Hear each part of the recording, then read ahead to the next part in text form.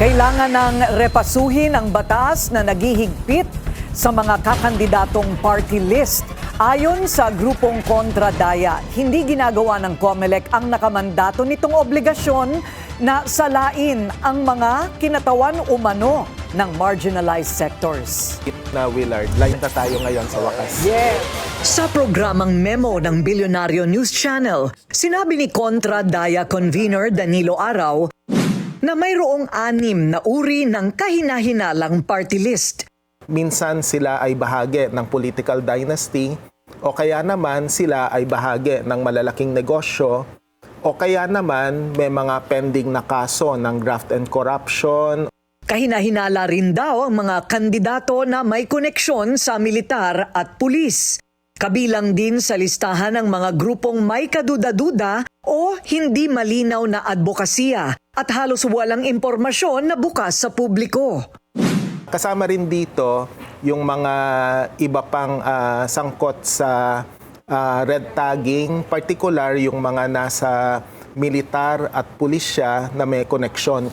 Meron din naman na questionable yung kanilang reputasyon. May mga tumatakbong party list pero walang Facebook presence, walang website, walang contact information. Una nang sinabi ni Lanao 2nd District Representative Zia Adyong na kailangang palakasin ang party list system ng bansa para maging malinaw ang advokasya ng bawat party list. Dagdag ni Adyong, kadalasang ini-issue ng mga party list ang Certificate of Nomination and Acceptance sa isang kandidato, hindi dahil sa sariling kakayahan, kundi dahil may kamag-anak na nito na opisyal. Pino na rin ni Araw ang COMELEC dahil hindi nila sinasala ng maayos ang mga kandidato. Bakit nakakalusot sila sa accreditation at screening ng COMELEC? Minsan limitado rin yung budget, pero para sa akin mas usapin pa to ng prinsipyo at saka yung direction mismo na tinatahak ng COMELEC. Parati naman namin binabanggit ito kay Chairperson George Garcia at saka kay Rex Laudianco. Sang-ayon naman si ACT Teachers Representative Antonio Tino na hawak na talaga ng mga political dynasty ang party list system. Dagdag niya, mayroong sariling bersyon ng anti-political dynasty bill ang Makabayan Bloc. At sa kauna-unahang beses ay isinama ito sa legislative agenda ng Kongreso nitong nakaraang linggo. Do you agree na dapat bawasan?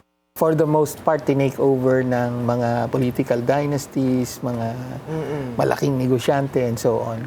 So definitely, kailangang ireporma. Hinimok naman ni Araw ang Kongreso na sumuporta ng mga panukalang batas na wawakasan na ang kontrol ng mga political clan at malalaking negosyo sa party list system. Kailangan anya ang mga hakbang na hihingan ang mga party list nominee ng dokumentasyon para patunayan na miyembro sila ng sektor na sinasabi nilang kanilang nirerepresenta. Manatiling nakatutok sa Bilyonaryo News Channel. Sumubaybay sa aming social media accounts at mag-subscribe sa aming YouTube channel para sa mga bago at eksklusibong balita.